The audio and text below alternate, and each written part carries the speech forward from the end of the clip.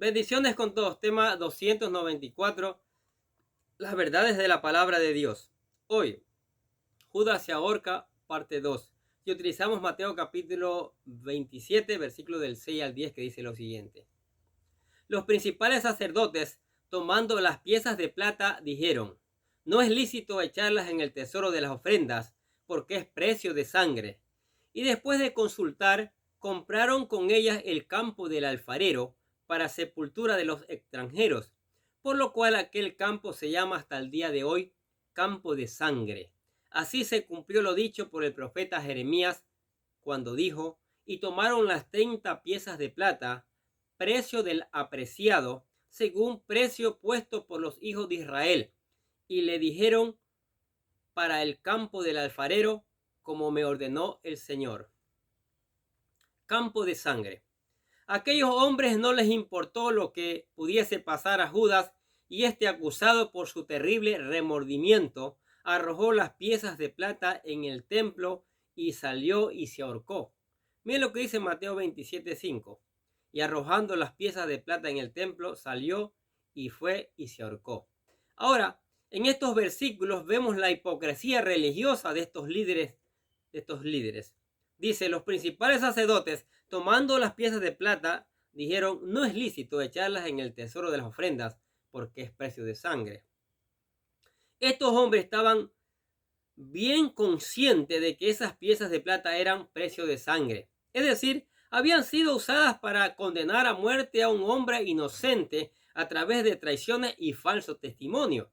Habían confabulado impíamente en contra de un hombre que ahora los vemos aquí preocupados por no mezclar estas piezas de plata con el tesoro de las ofrendas. Cualquier persona que no los conociera hubiera pensado que se trataba de hombres piadosos, preocupados hasta por cumplir los mismos detalles para honrar a Dios. Pero lo cierto es que estos perversos que se ocupaban por no mezclar estas piezas de plata con el tesoro de las ofrendas, horas antes habían confabulado traiciones y mentiras en contra de un hombre inocente, y su sangre estaba en sus manos. Al final se reunieron para decidir qué harían con esas piezas de plata, ya que el dinero no se podía usar para algún fin relacionado con el templo o servicio a Dios, y así decidieron comprar un campo que servía como cementerio a los gentiles, dice el texto. Y después de consultar, compraron con ellas el campo del alfarero para sepultura de los extranjeros, por lo cual aquel campo se llama hasta el día de hoy campo de sangre. Para los judíos, entrar a un cementerio era algo inmundo, y aún más si se trataba de unos gentiles, así que no pudieron haberle encontrado otra función más alejada de los propósitos del templo o el servicio de los sacrificios que comprar un terreno donde pudiesen enterrar a los gentiles que murieren en su nación. En Hechos, Lucas nos da más detalle en cuanto al suicidio de Judas. Dice Hechos capítulo 1, versículos 18 y 19 lo siguiente: pues, con el salario de su iniquidad adquirió un campo, y cayendo de cabeza, se reventó por la mitad, y todas sus entrañas se derramaron, y fue notorio a todos los habitantes de Jerusalén, de tal manera que aquel campo se llama en su propia lengua Aceldama, que quiere decir campo de sangre. De acuerdo con las palabras de Pedro, Judas, cuando se ahorcó, cayó de cabeza y se reventó por la mitad, de tal forma que todas sus entrañas se derramaron. Ahora, aquí pareciera que hay una supuesta contradicción, porque en Hechos Lucas dice que Judas fue el que compró el campo y se ahorcó, mientras que Mateo dice que fueron los principales sacerdotes y ancianos que lo hicieron. ¿Quiénes entonces compraron el campo? ¿Judas o los sacerdotes? Bueno, lo más seguro es que Judas llegó a ahorcarse al campo, y como dice Pedro, la noticia de su suicidio fue notoria a todos los habitantes de Jerusalén. Y los principales sacerdotes y ancianos, cuando se enteraron de esto, debieron ir y comprar a nombre de Judas el campo, ya que no querían que se relacionara dicho dinero compra con los fondos del tesoro del templo. De esta forma pudo haber ocurrido. Como sea, el campo se llama campo del alfarero, ya que de este se extraía tierra roja, pero después se le cambió el nombre a campo de sangre, por lo que aconteció allí, y en arameo se llama Aceldama, que significa lo mismo, campo de sangre, y se utilizó para enterrar a los gentiles. Ahora, Mateo aprovecha para conectar este acontecimiento con una profecía mesiánica del Antiguo Testamento y dice: así se cumplió lo dicho por el profeta Jeremías, cuando dijo: y tomaron las 30 piezas de plata, precio del apreciado, según precio puesto por los hijos de Israel, y lo dieron para el campo del alfarero, como ordenó el Señor. Sin embargo, al llegar a estos versículos, pareciera que también aquí existe una pequeña discrepancia, ya que la profecía a la que Mateo se quiere referir está en Zacarías y no en Jeremías. Y les dije: si os parece bien, dadme mi salario, y si no, dejadlo. Y pesaron por mi salario 30 piezas de plata, y me dijo Jehová: echadlo al tesoro, hermoso precio con que me han apreciado. Y las tomé, las 30 piezas de plata, y las eché en la casa del tesoro. Dice Zacarías capítulo 11, versículo del 11 al 12. ¿Qué explicación podríamos dar a esta discrepancia? Bueno, algunos padres de la iglesia primitiva sugirieron que posiblemente lo que ocurrió aquí fue un fallo de memoria por parte de Mateo al citar este versículo. Sin embargo, hay otros que le dan otra explicación a este aparente discrepancia. Si nos damos cuenta, la primera parte del versículo 10 tiene coincidencia con Zacarías 11 del 12 al 13.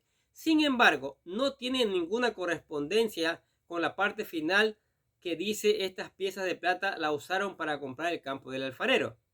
Para armonizar esta parte, algunos han sugerido que la última parte de este versículo hace referencia a una profecía de Jeremías capítulo 19, donde el Señor les advierte a los habitantes de Judá que el valle de Tofet, en el valle de Hinón, que según la tradición estaba ubicado en el valle del alfarero, sería convertido en valle de matanza debido a sus muchas idolatrías, y sus muertos serían enterrados en este valle, parecido a lo que pasó en el campo de sangre del cual habla Mateo. De hecho, en Jeremías se le llama valle de matanza. Escuche lo que dice Jeremías capítulo 19, versículo del 6 al 11. Por tanto, he aquí vienen días, dice Jehová, que este lugar no se llamará más Tofet, ni valle del hijo de Hinón, sino valle de la matanza. Y dirás: así ha dicho Jehová de los ejércitos: así quebrantaré a este pueblo y a esta ciudad, como quien quiebra una vasija del alfarero, que no se puede restaurar más. Y en Tofet se enterrarán, porque no habrá otro lugar para enterrar. Así que lo que hace el autor es mencionar al profeta más antiguo al momento de combinar ambas profecías. Si esto es así, no sería la primera vez que pasara. En Marcos tenemos algo similar. Dice Marcos capítulo 1, versículo 2 al 3 lo siguiente: como está escrito en Isaías el profeta: he aquí yo envío mi mensajero delante de tu faz, el cual prepara tu camino delante de ti. Voz del que clama en el desierto: preparad el camino del Señor, enderezad sus sendas. Aquí Marcos dice que estas palabras fueron dichas por Isaías, pero si revisamos nos daremos cuenta que de sus palabras están compuestas primeramente de la profecía de Malaquías capítulo 4 versículos 5 y 6, y luego por las de Isaías capítulo 40 versículo 3. Ahora bien, sea la respuesta que más nos parezca, nosotros creemos que esto no debería ser algo que nos preocupe demasiado o afecte nuestra confianza en la palabra de Dios. Lo que sí vemos es la intención del apóstol de relacionar los eventos de la vida de Jesucristo con las profecías del Antiguo Testamento, con el fin de demostrar que Él es el Mesías que las Escrituras anuncian desde el pasado. ¿Qué les parece estas verdades de la palabra de Dios? Judas, que le traicionó al Señor, terminó con una muerte terrible. hermanos, amigos, familia, compañeros, seamos fieles. Creamos a la palabra de Dios. Pongamos en práctica la palabra de Dios y busquemos al Señor de todo corazón. No traicionemos a la iglesia, porque la iglesia es el cuerpo de Cristo. Y el que traiciona al cuerpo de Cristo está haciendo lo mismo que hizo Judas y mañana tendrá que responder por eso. Pidamos sabiduría al Señor. Pidamos inteligencia para poder hacer conforme a su palabra. Amén. Damos gracias, Señor, por tu palabra. Cada día aprendemos. Cada día recorremos las páginas de ella y tú nos enseñas cosas nuevas, mi Dios. Y es maravilloso nuestras vidas, Padre. Y por eso te alabamos y te damos gracias. Y te damos gracias también por tu amor, por tus bendiciones, por tu misericordia, Señor. Porque aún en medio de tanta dificultad que pasa en el mundo, tú nos has sostenido y bendecido hasta el día de hoy, Señor. Y por eso, como dijimos antes, te alabamos.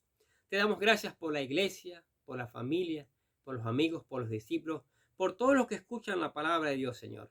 Que esta palabra tú la hagas germinar y dé fruto al 100 por 1 para gloria de tu nombre, Señor. Padre, y eso te damos gracias en el nombre de Jesús. También los bendecimos a ustedes que escuchan la palabra.